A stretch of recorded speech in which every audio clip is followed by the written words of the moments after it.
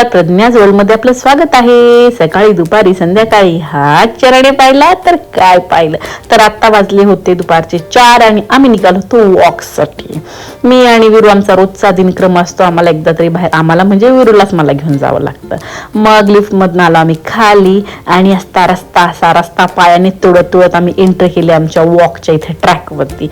Danger track आहे आपला, सिमेंटचा ट्रॅक आहे, असला तसला नाही. मागे बघतायत ना, मागे आपल्या बिल्डिंगचा सगळ्यात पुढे आपला ट्रॅक आहे, ते पण आजूबाजूला जवार आलेली आहे, शेतातला ट्रॅक आहे आपला.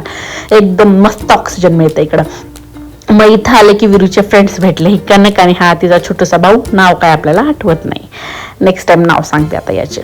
मग विरू त्याच्या गाडीवरनं खाली उतरला. ती गाडी इथपर्यंत आणायला आणि इथून घरापर्यंत राहायलाच असते, बाकी तिथे गेल्यानंतर तासभर विरू असाच हुंदडत असतो. मग विरू ॲज युजल रिक्षावाला मला तर वाटते विरूचं मागच्या जन्मात रिक्षावाल्याचं काहीतरी नातं होतं. विरूला भरपूर रिक्षा आवडतं. मग तेवढ्यात ही कनक आली परत तिच्या डॉलला घेऊन, आणि विरूनं बघा तिच्या जवळचे हे तिचे काय काय खेळ भांडी विरूची ती घेतली आणि निघाला तिच्यासोबत दे करत. तेवढ्यात तिथे अर्थ आला. हा बिहारचा अर्थ नाही, तो पण बिचारा, त्याला मराठी येत नव्हती, हिंदीमधनं मला सांगत होता घर इथे तिथे काय करत. आणि मग विरू त्याच्या मागे दादा करत होता.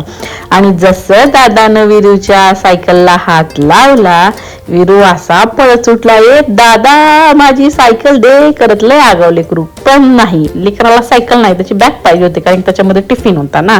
मग असं तासभर खेळणं झाल्यानंतर मी बघा अशी बसली होते ना, की हे भगवान कधी खेळणं होतंय की असं बघ. तेवढ्यात ही छोटूकशी एक दिदी आली आणि विरूसोबत ती खेळत बसली. मग 10-15 मिनिटं असा टाइमपास केला आणि मग नंतर गाडी आमची परत निघाली आमच्या घराकडे. मग 1.5 तासानंतर आम्ही आलो, लिफ्टमध्ये बसलो आणि गाडी करत परत वरती आलो. सो असा झाला आमचा आजचा इव्हनिंग वॉक. भेटूया नेक्स्ट व्हिडिओमध्ये. Bye bye. टोपडं बघा आमचं टोपडं. Bye bye.